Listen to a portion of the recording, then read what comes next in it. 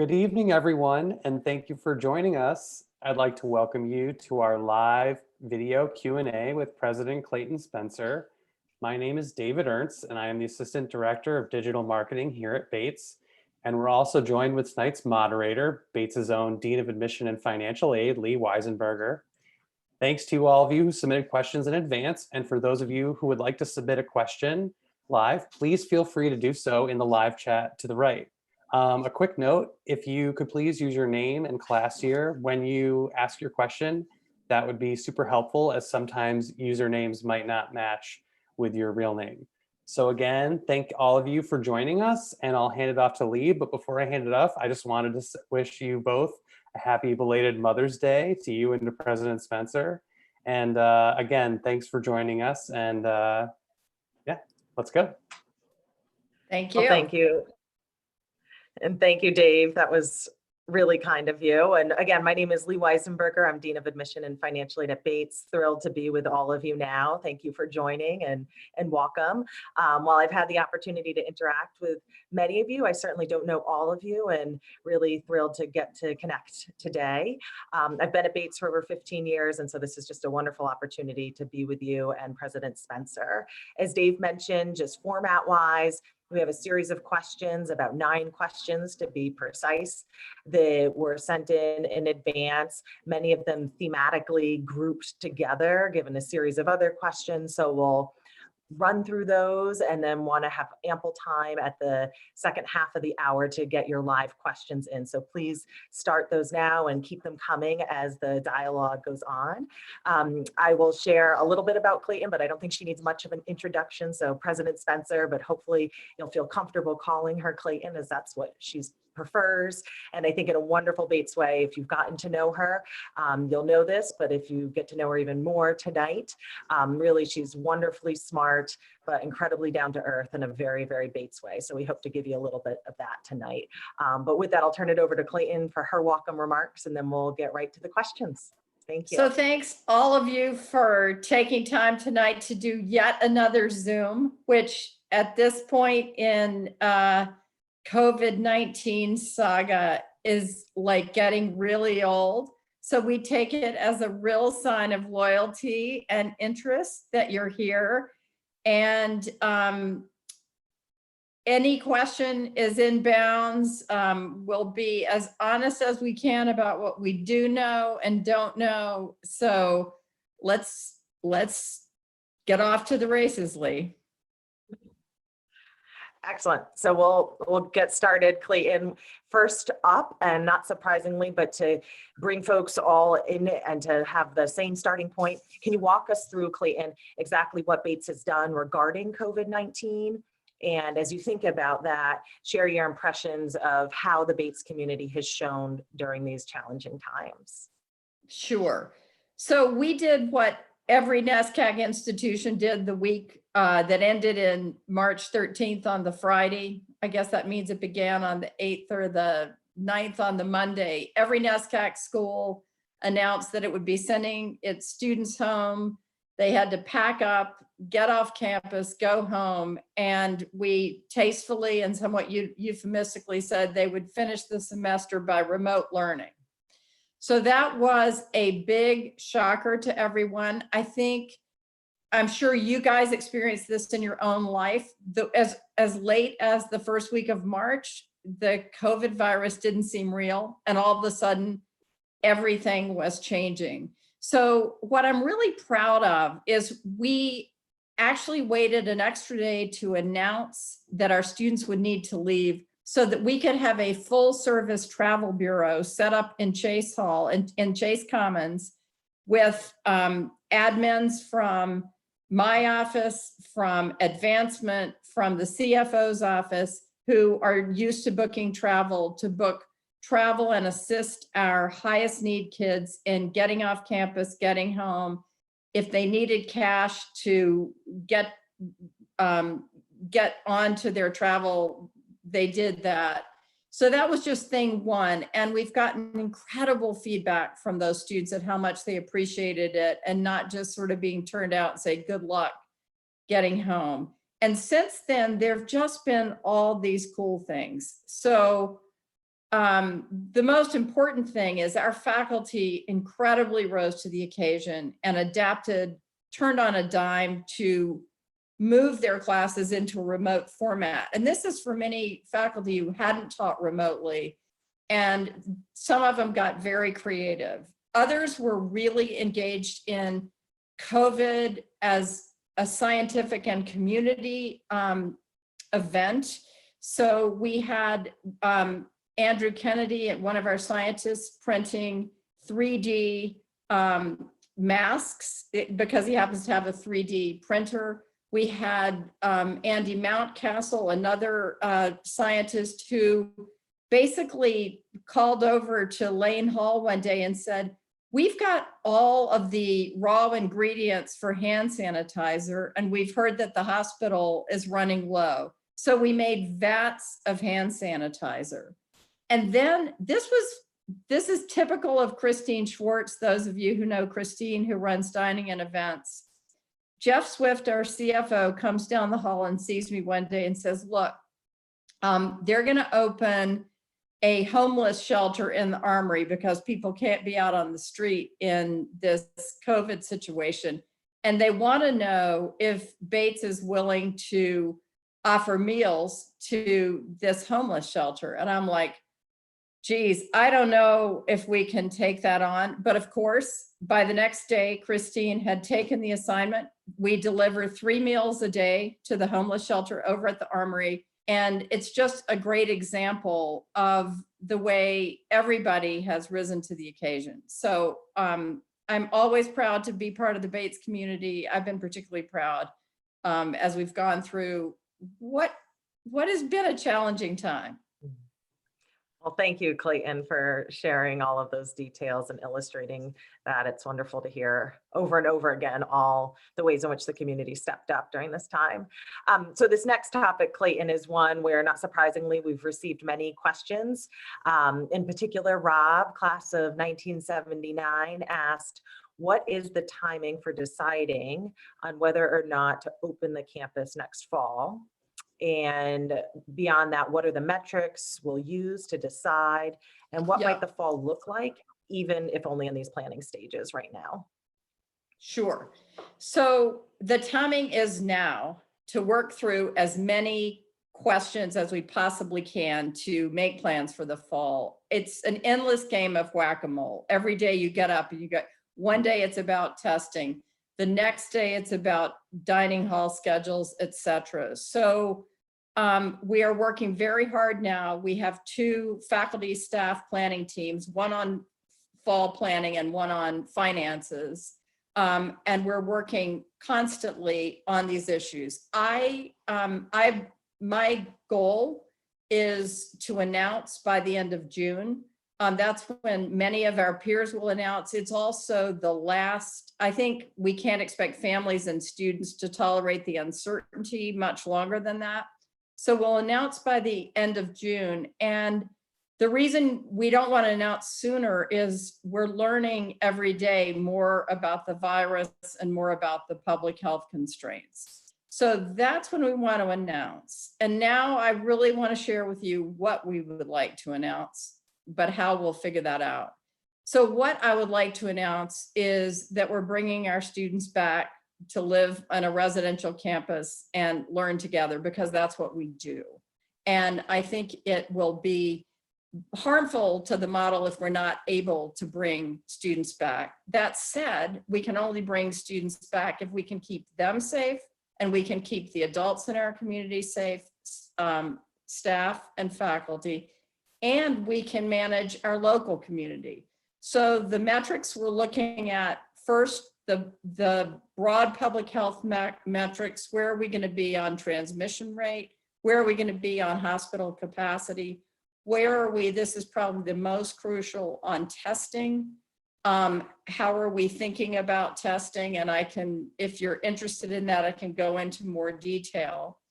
Then there are a whole series of factors like, how are we going to adapt our dining practices? How are we going to think about our class schedules so that we can de-densify classes? What about the faculty who might have an underlying condition and can't teach in person? Do they teach remotely? What about the social practices of students? 18 to 22-year-olds aren't great at social distancing. So how do you think about that? How do you think about what kind of responsibility we ask them to take on, but be realistic? And then how we manage all of these various dimensions of what will be a very different experience. Already, I was out on campus today because we were working on something in particular, and everybody has on masks. And it seems like masking is going to be, for any large organization trying to move forward in the fall, that will be part of the reality. It's a really strange way to walk around the Bates campus, but I think that's going to be part of what we do. That's just one example, and I'm happy to give more.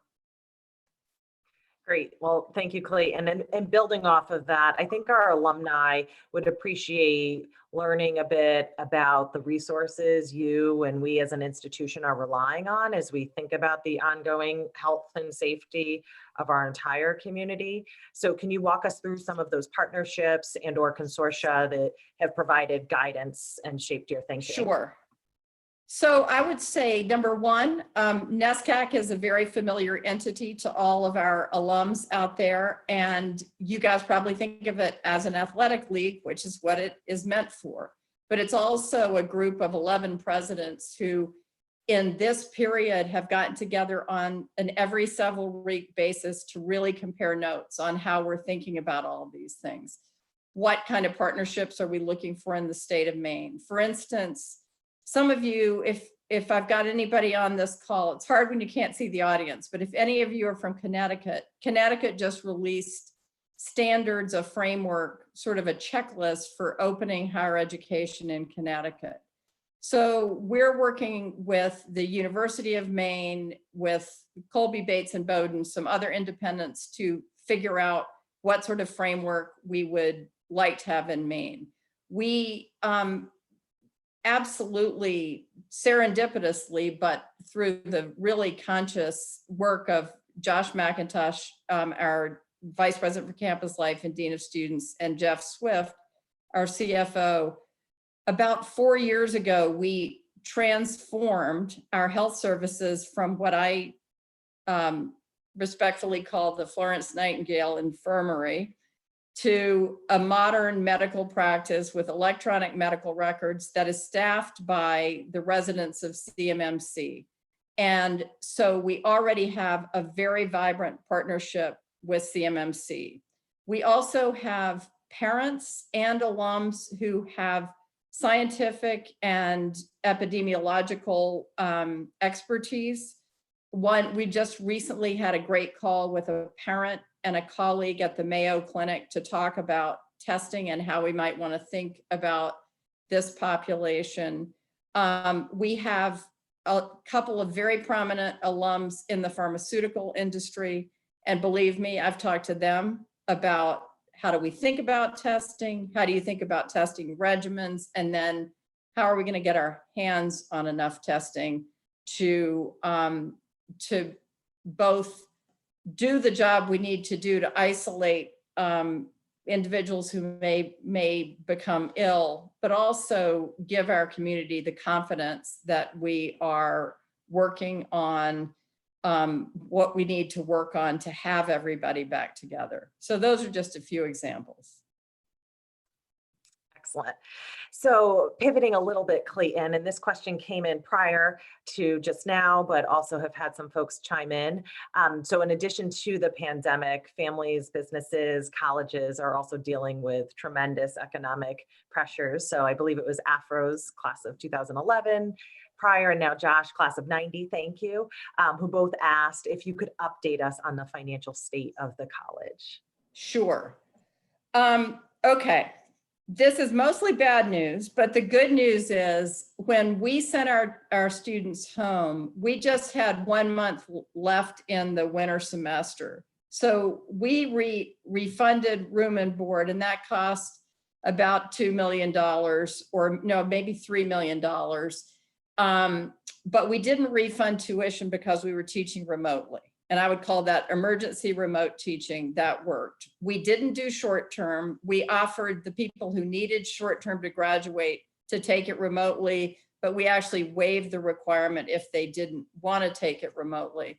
So we did much better being farther advanced in the winter semester financially than some of our peers who were only 4 or 5 weeks into second semester. So we came out of the spring semester, I would say dented, kind of worse than a fender bender, but definitely the automobile was not in any sense totaled or in danger. And I would say our net loss for the spring all in is about 1.5 to 2 million when all is said and done. And that's because once we sent our students off, we saved money on food. We are not saving on labor because we've kept our labor force employed. We also received about $950,000 from the stimulus, and half of that money goes directly to students in emergency financial aid, and half can be used for general institutional support. And that's kind of a small amount, but it's helpful. So we're fine going into the summer semester. Our summer programs were canceled. We run scientific conferences all summer, very prestigious, the Gordon Scientific Institute. They canceled the Bates Dance Festival, sports camps. And we don't make a ton of money from these ventures. We make about $750,000. But the most important thing is that keeps our workforce, our dining, custodial, all the hourly workers employed on a 12-month basis, which is good. So this year we have so far kept everybody employed, but they're less busy. Now things are going to get more serious as we head into the fall. We're expecting an upturn in financial aid, in the need for financial aid. We've got that budgeted like around 15%. We don't know. That was our experience back in 2008 or 9.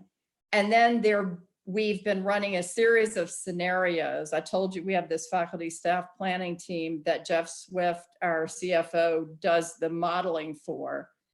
So we run scenarios about what happens if everybody's back. Well, then we're going to have to make a certain set of investments in COVID related, let's call it health and safety. If our students aren't back, do we need to discount our courses? Probably. We don't think parents will probably pay full tuition when their students aren't getting that full experience of being here. So going into the fall, we've got anywhere from manageable losses to really, we will manage them. Don't worry about that. We will manage the losses and we will do fine, but manageable to much larger. So I can be more specific. Our endowment took the same roller coaster ride down in March, and it's significantly back in April. So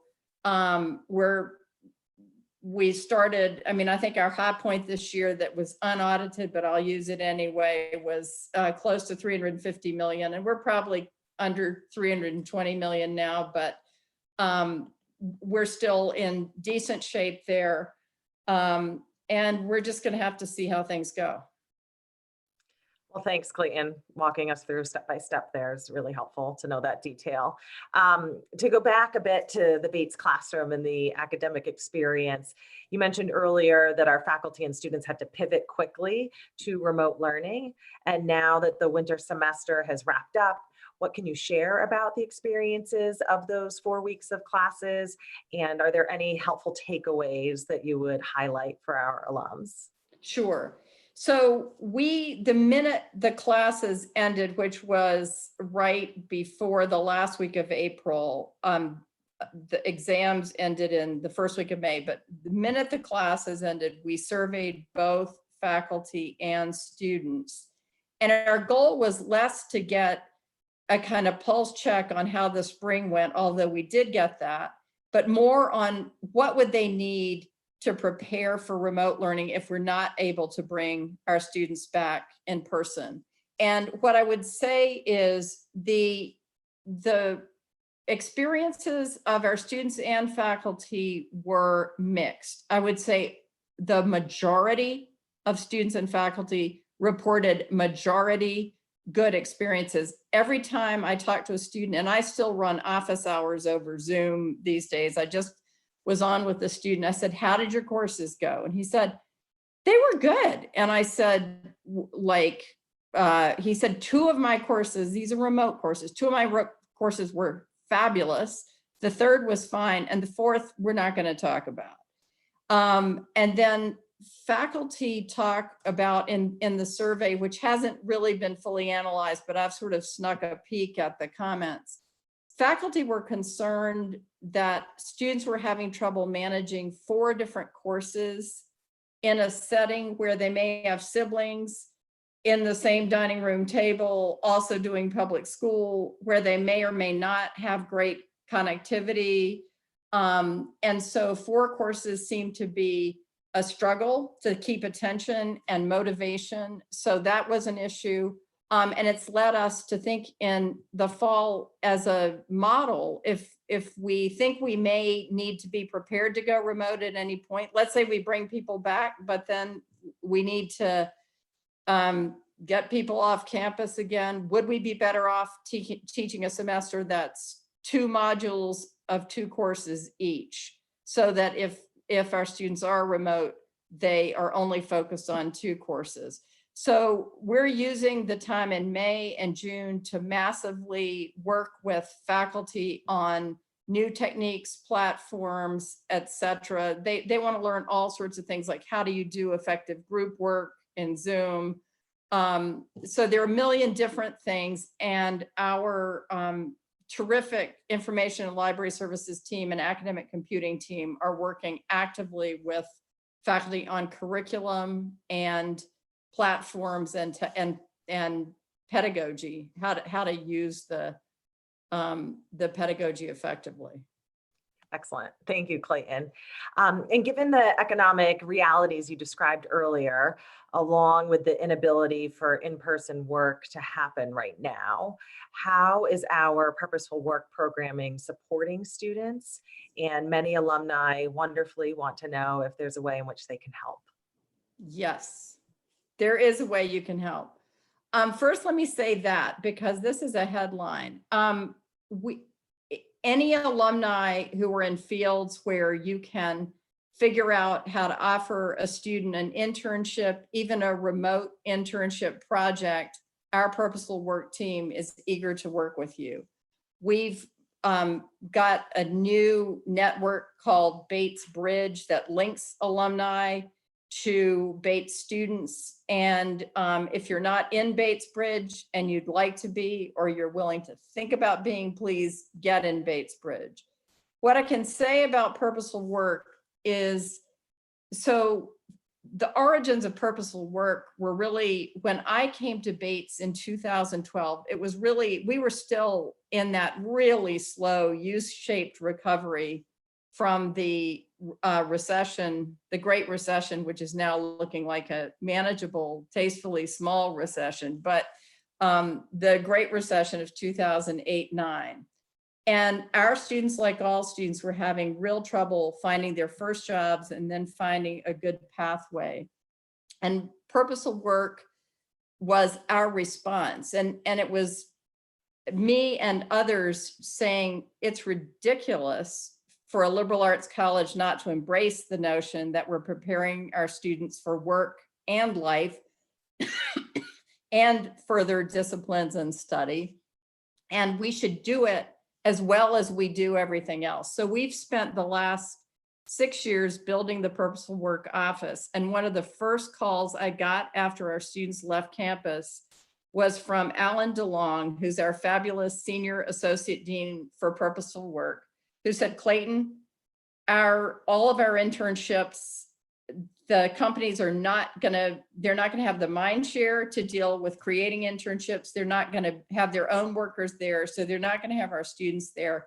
We wanna create a series of project-based virtual internships, and they set about doing that, and they're cranking students through those. Also, purposeful work internships typically aren't available to seniors. We prioritize sophomores and juniors to give them that internship experience, and then you hope seniors are heading into their first job. And knowing what seniors would be up against at the moment, we opened it back up for seniors. So we are all over this, working with a set of beautifully designed and executed tools that we've been putting together for the last 6 years. So I feel like purposeful work is tailor-made for this moment. Thank you, Clayton. So not surprisingly, we've also had many questions come in about commencement and reunion planning. So bringing the two together, can you share the latest and greatest regarding this year's commencement plans? How might alumni be involved? In fact, Kara asked, do we have any fun ways that alums might recognize the class of 2020? And then beyond that, what about reunion for 2020, reunion for this summer? Okay, so commencement, at the moment, we are planning a virtual commencement that will take place on the day that commencement should have happened, which is May 31st. We clearly can't bring 2,000 people back for that. And that is a deep disappointment to our seniors and to, frankly, to me and to everybody, not to have that glorious moment for them and that energy and the recognition. But I wanted to make sure that our students got their degrees conferred on time and could get on with their lives and catalog the achievements they've made in college, etc. So we have put a lot of creative planning, and this I have to give credit to just a whole bunch of people on campus who there was a team we pulled together from advancement, which does events, from student life, from the president's office, which has always been involved, but I was not part of the creative group here, but put together to make this virtual commencement special. So the seniors have already received a box that contains their cap and gowns and sunglasses and some other little surprises that I'm not even sure. I think a Nalgene bottle. They wanted a Nalgene Bates bottle. So they've all had this unboxing, and the theory is maybe some of them will actually put a cap and gown over their sweatpants. We're having it at noon on May 31st. Usually we have it at 10 a.m., but with our students spread all over the world, we surveyed them, and noon was the most picked time that would be manageable for students in most other countries. And then the students from California didn't have to get up at the crack of dawn. So that's all going apace. We have a senior speaker who went through a virtual version of the selection process. We have a fabulous American artist named Vanessa German, who is, I promise you, you will see her. She's won every award you could possibly win in her young life. She's exhibited at all manner of museums, including the Bates Museum. And she considers herself a citizen artist and is also a performance artist speaker. So she will give a special greeting to the class of 2020. So we've got as many cool touches as we can, and it won't even remotely live up to what a real graduation is, but let's give them something that's wonderful to remember. And then we've promised them that we will bring them back together when we can in person. And I think the same is true for alumni. We would really like to plan to bring you back together when we can. And it's complicated. A lot of people are like, wait, well, just give us a date. Let's put a stake in the ground. We are going to be making our way through this year, trying to figure out what size gatherings we can have. We're going to need to get next year's class of 2021 graduated. Will we be able to do that in person? So we've got a lot of moving parts, but we know that there is no substitute for being together face to face with your friends on the campus that brought you together in the first place. So our goal, we're right with you, and next year may be a busy year for reunions and commencements. Thank you, Clayton. And I'll simply add to that, just a reminder for alums, you can join us to watch the commencement. It'll be live streamed at noon, as Clayton said, on May 31st. It'll be on the Bates website and also on our Facebook page. So I believe Dave right now is entering those details right into the chat, but we just wanted to put that plug there so that you certainly can join us on the 31st and celebrate our newest alums. So Clayton, now a question that's near and dear to my heart, certainly, and John from the class of 1986 asked, what can you tell us about the Bates class of 2024? Okay, I can only tell you that we are fully enrolled at the moment, above our target, fully enrolled, with a class that is spectacular. And since Leigh is our Dean of Admission and Financial Aid, and she has delivered this class, I would like to let her brag about who these great new Bates students are. Well, thank you, Clayton. Certainly, yes, it's been a thrilling year, start to what is almost finished, but we won't be finished for a while, just given all that's ahead for this summer. But as Clayton mentioned, we're fully enrolled, above target, so right where we wanted to be for May 1, and then a little some beyond that. To back up though, however, I will share that we had a phenomenal applicant pool this year. It was the second largest pool in the history of the college, so nearly 7,700 applicants for the class of 2024, and with an admit rate that's under 15%, which is not the driving force, but we have so many students that are talented and truly excited to be at Bates that it's resulted in that selective admit rate. In terms of the composition of the class and those who are poised to join us in the fall, we're on pace to have the most geographically diverse class in the history of the college, which is really thrilling. Along with that, an incredibly ethnically diverse, racially diverse class, perhaps one of the most as we think about those identities, and then also one of the largest first generation to college cohorts that the college has seen. And then certainly last but not least, incredibly talented academically, but also co-curricularly in terms of how they'll add to the community outside of the classroom. So it's been an incredible year. We certainly are still in close contact with those students and will continue to be over the course of the summer, along with our colleagues in student affairs, as we think about really preparing these students to bring them to our classroom in whatever shape that might be. So thanks for the question, John, and Clayton, thanks for the opportunity to share the team's good work there. So our last question that came in prior, and then we're going to quickly turn to the live questions where they seem to be coming in, and I encourage alums to keep adding them to the chat. But Clayton, the work of the college has continued, but obviously things have changed over the past 3 months. And we know alumni love returning to campus, as we talked about with regards to reunion, but in general, love returning to campus to connect with the Bates vibe. So now that the campus is so different from the bustling Bates we all know and love, can you share what you miss most about the life of the college?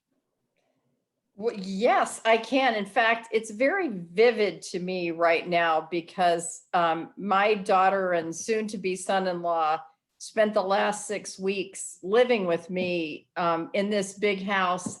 We all had a different table that was our Zoom desk.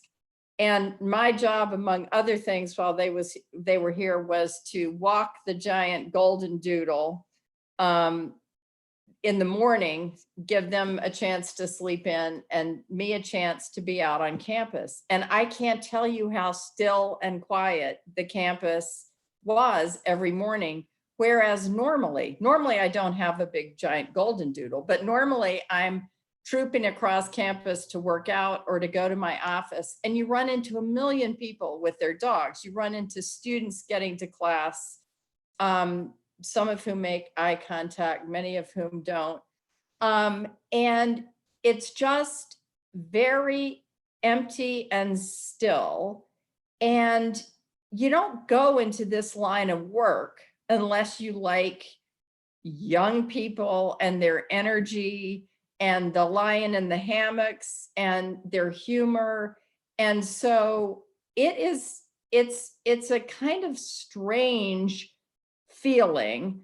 There's a quiet beauty now. I mean, we've had this weird cold spring. For any of you guys in New England, we had snow on Saturday, and the flowering trees are only coming out now in late May.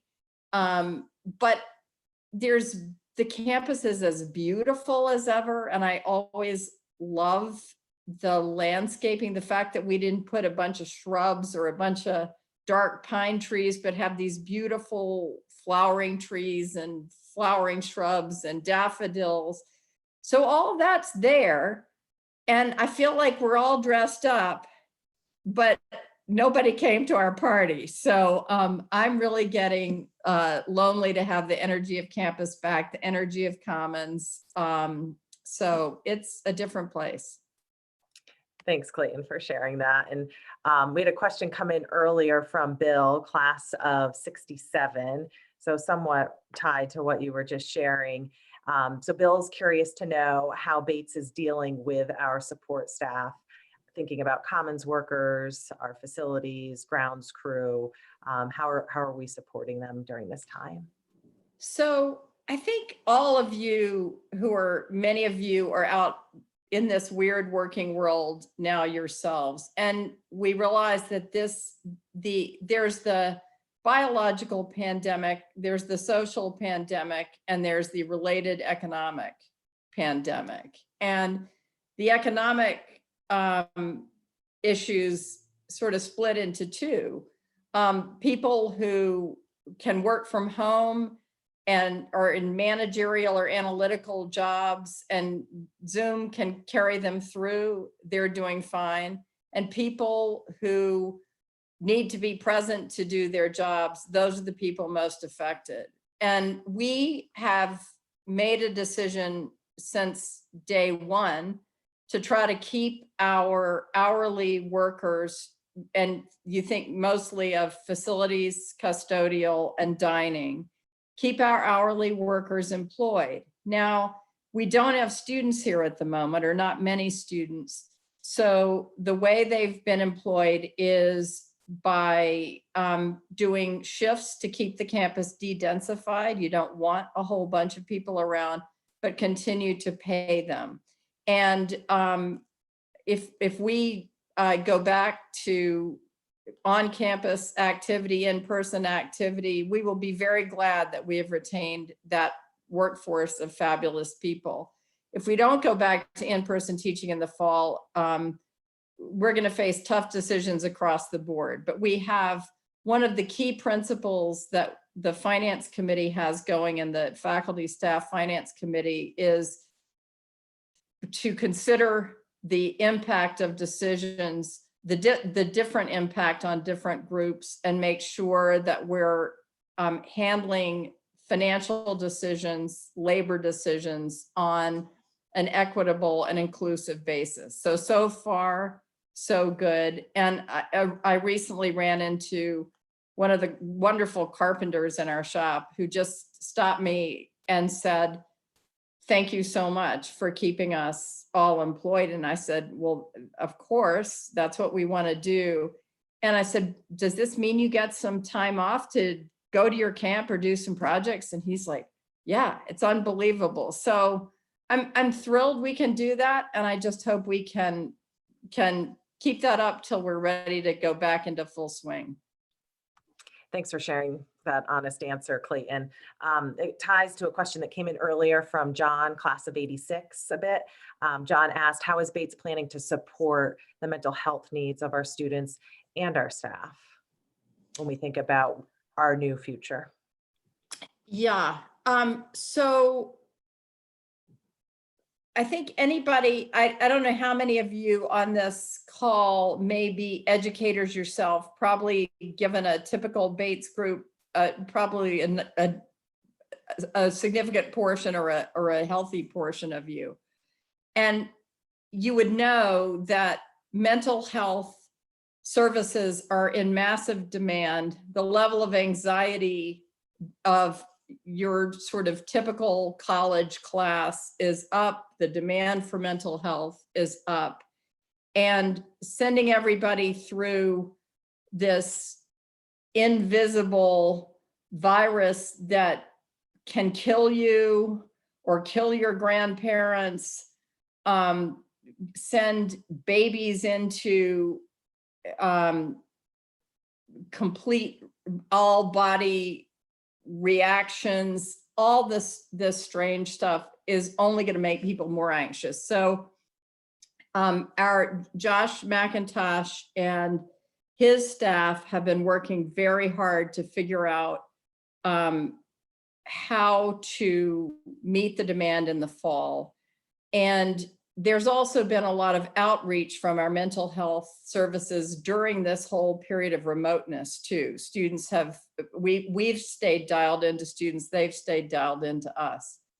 The question of how we make sure we handle our staff and how to manage the psychology of coming back to work, the legitimate fears that people have in this context, I think that's a conversation we're really getting to in earnest now. And it's not that far advanced, but it's definitely part of our thinking. Thank you, Clayton. And given the time that we've had to think during these last few weeks, almost 2 months now, Kate asked the question, how has this time given space for Bates to think about how we embody our values? Wow, okay. I think the most important way I referred to when we put together the fall planning team and the finance team, the first thing we did, and together they're a working group that Malcolm Hill, our Dean of Faculty, and I co-chair, and then there's a faculty and staff chair of each of those teams.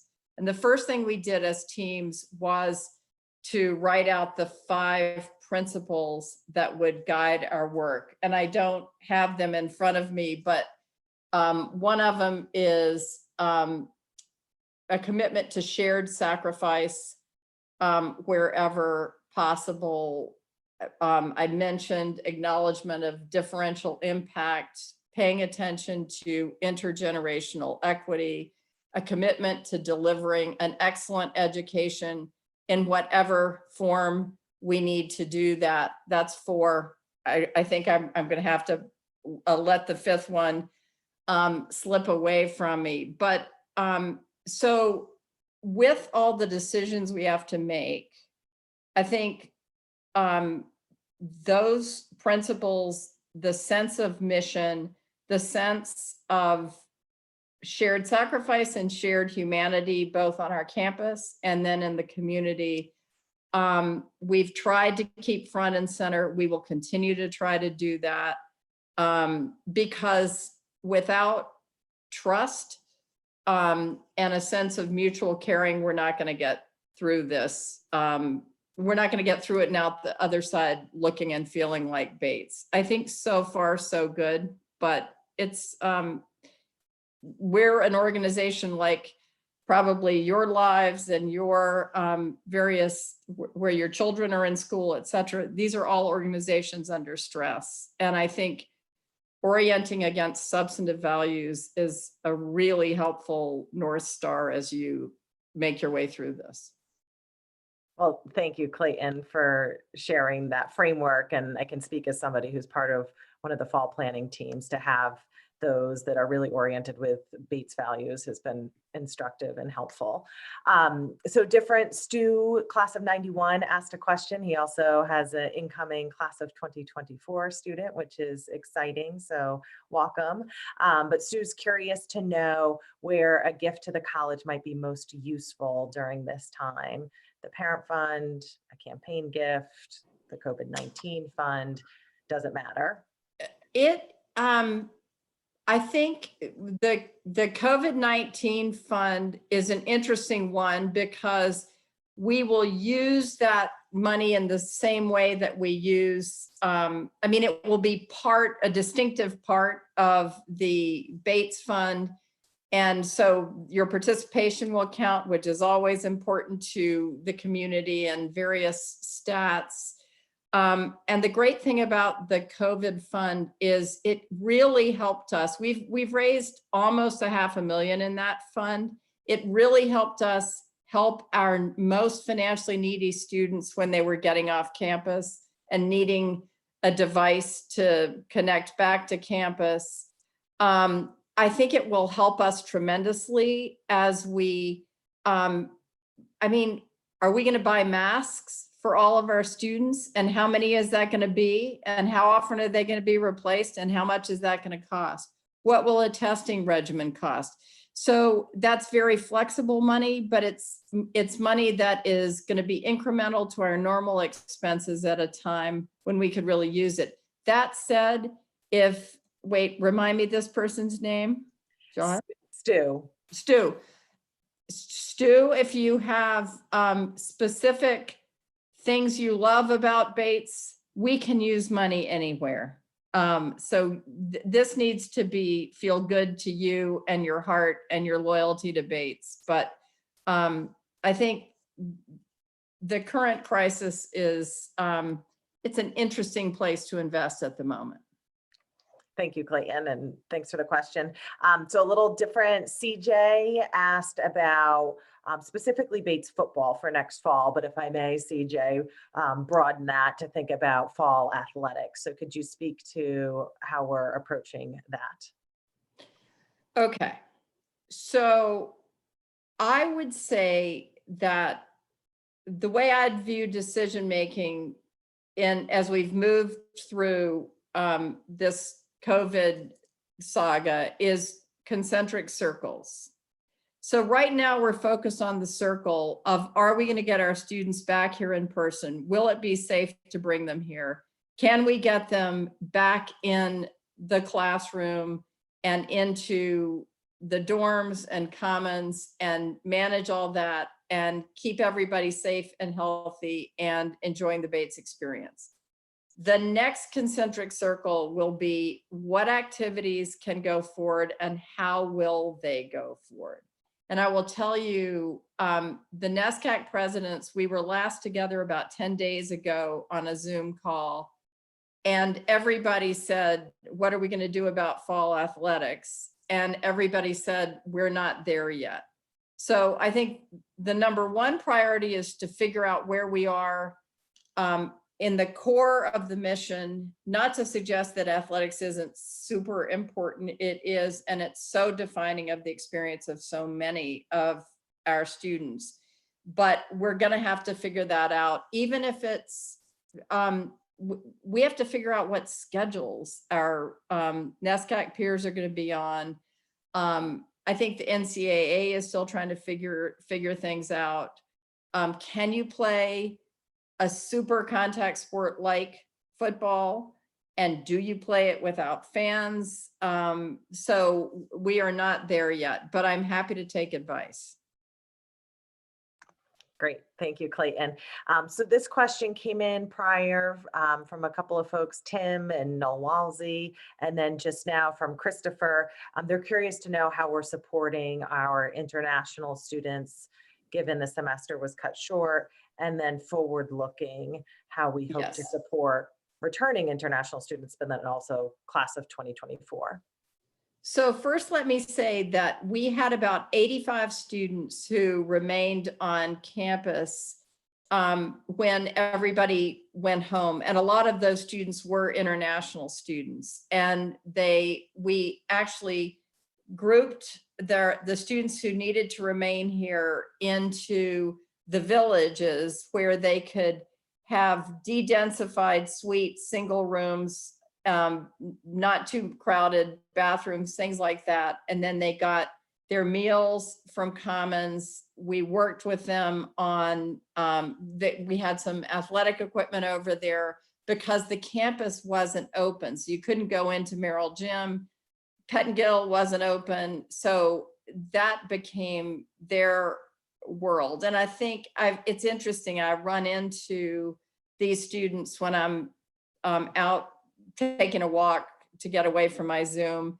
And they seemed, I said, how's it going? Do you just feel trapped? Is it horrible? No, they felt well supported. And I think they would have been honest with me, because I think I get plenty of students telling me what I don't want to hear, as well as students telling me what I do want to hear. So we've supported them that way. We supported the students who still could get home when they were leaving, where there weren't travel restrictions. And we made sure, we literally bought their plane tickets and got them on planes so they could get home without getting trapped over here. And the students who stayed were students who couldn't get home, and they weren't all international. Some of them were domestic, but a lot of international. And then we're looking for next year. We have a large group of international students in our incoming first year class. We have 54 as opposed to 37 last year. Is that right, Leigh? About right? Yes. And what we are going to do, and we're already working with students, we're concerned about the ability of international students to get visas. But we will work to get any of our international students here whom we can, assuming we're opening in the fall, and we will get them back early, let them stay here to make sure that we optimize their ability to get back. Thank you, Clayton. And I can just simply add, regarding the class of 2024, we've expedited the process from our end that will hopefully help students get visas in a timely fashion, but recognize fully that they're sort of at the mercy of the embassies and consulates in their various home nations. So we're just in constant communication with those students. It's a joint effort between admission and the global education folks. So thanks for sharing those details, Clayton. A question that came in earlier from David, class of 75. He wants to know, how does the fact that many of our students come to Bates from various places with varying rates of infection play into our thinking about bringing students potentially back to campus in the fall?